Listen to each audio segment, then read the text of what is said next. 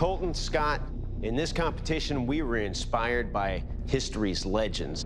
Now we ask that you continue to be inspired by history's legends as we send you back to your home forge to make one of these.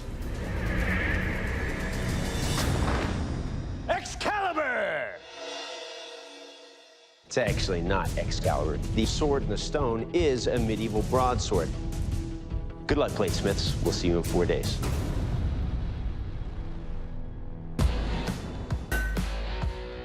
Today, I'm making a European broadsword.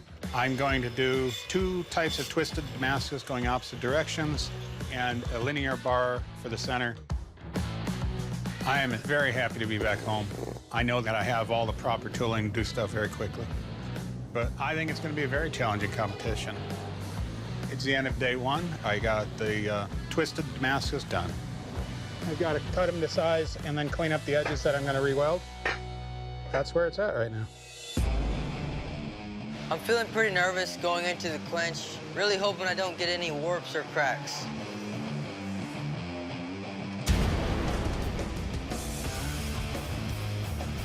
Oh, it's taking a warp.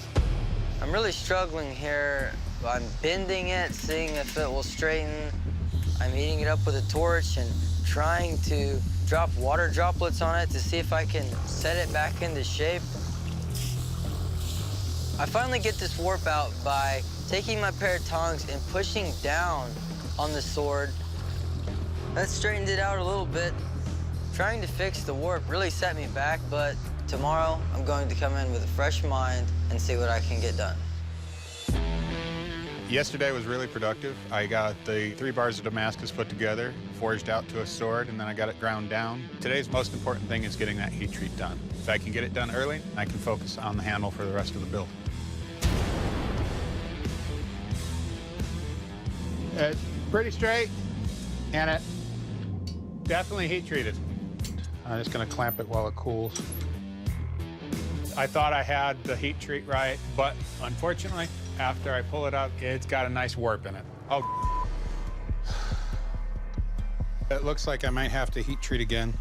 The one difference is I'm going to use my quench tank as my tempero. I'm going to get the oil up to the same temperature as I would the oven, to about 450 degrees, then hold my sword in it for at least 10 minutes so it gets a nice soak. Pull it out of the quench, and comes out almost perfect. All I have to do tomorrow is fit and finish, guard, handle, pommel. The theme of day 3 is handles and guards. All that needs to be done is etching and sharpening on the blade. I'm going to acid etch the blade now, let it set in there for a few minutes. So the top of the blade is not hardened as much as I would like it to be. I want to make sure that it's not going to take a bend or a set. It seems to have held up pretty well. So the last thing I need to do is the handle. It's the end of day 3. I have a finished blade. I got the guard fit up.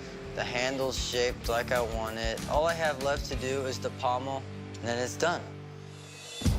Beginning of day 4, I'm ready to get the sword finished.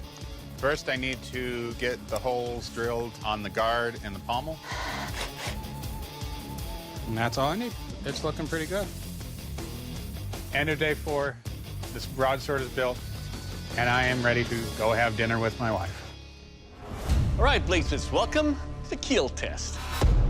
It's time to get medieval on your broadsword. We'll take your weapons and deliver some slashes and blows on this ballistics dummy. Colton, you're up first. You ready for this? Yeah.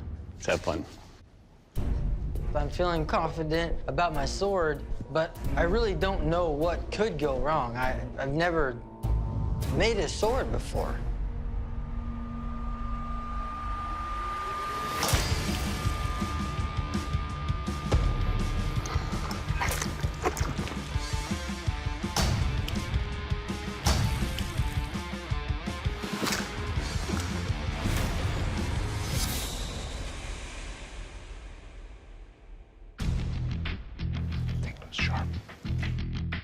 All right, Colton, first up, I really appreciate the balance you have with this because it's easy to wield with forward slashes, backhands, and thrusting with it. Your edge is sharp.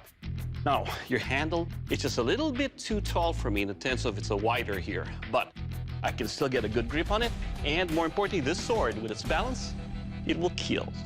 Thank you. Right, Scott, your turn, so you ready? Yes, sir. Let's do this. I'm ecstatic to see Doug playing with my sword because it's exciting to see what it can do to the human body, what it's built for.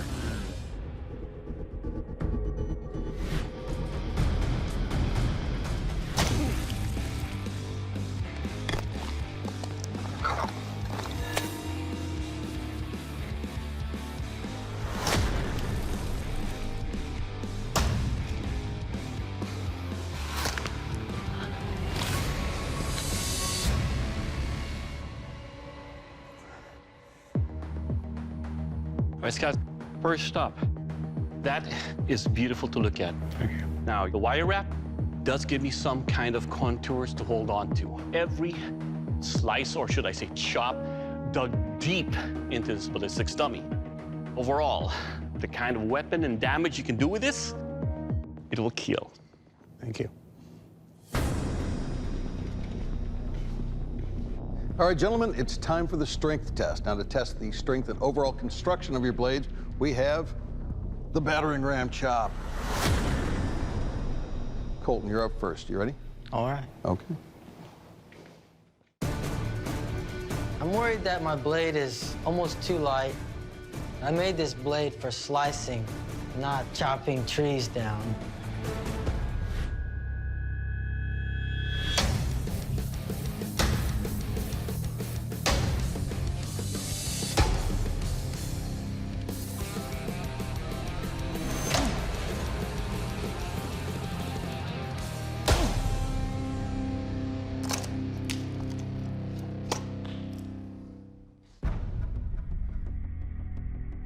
Looks like you picked up a little more. So, Colton, there's some definite issues in the heat treat. Right here at the guard, you picked up a bend, and it's not a warp. This sword is now bent. And also up here where the sword is the thinnest, right at the end of the fuller. It's a beautiful piece, but that's a major problem. Oh, man. That's severe. Do you feel like I could continue testing? I wouldn't. It's like a gun barrel that's already curved. I don't want to fire something like that. If it's that extreme, if it's here, it's one thing, but it's always starts at the handle. Yeah, I mean, it's already failed, as far as I'm concerned. I'm seeing the judges talking, and it's nerve-wracking. All right, Colton, there's a problem with your blade. The judges have given your blade a vote of no confidence. In other words, it held together, but it's not safe to move forward in testing. That doesn't mean that you've lost this competition.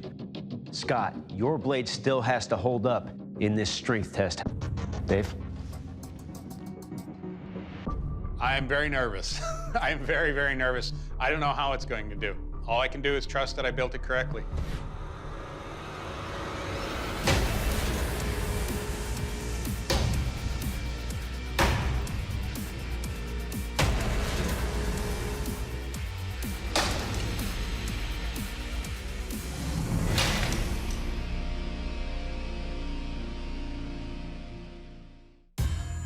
So right off, Scott, everything's solid and tight. All in all, I think you did a great job. Nicely done. Thank you.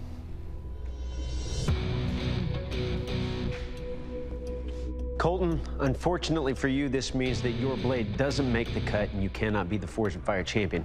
For that reason, I'd like to invite you to shake our hands, shake Scott's hand, and then please leave the Forge. Come on forward, my friend. How old are you? 18. Hey, man, the world's yours. I knew the bend could have possibly happened. He outperformed me, and that's okay with me. I can be outdone. Good job. Thank you. I might not have won Forged in Fire, but I have learned so much as a bladesmith, and I have grown as a person doing this competition. Scott, congratulations. You are the Forged and Fire champion, and that is a title that comes with a check for $10,000. Good job, my friend. Thank you. Come on forward. Excellent. Thank you. I won. My blade survived. I feel ecstatic, amazed, however you want to say. I hope that by doing this, I can go full-time bladesmithing.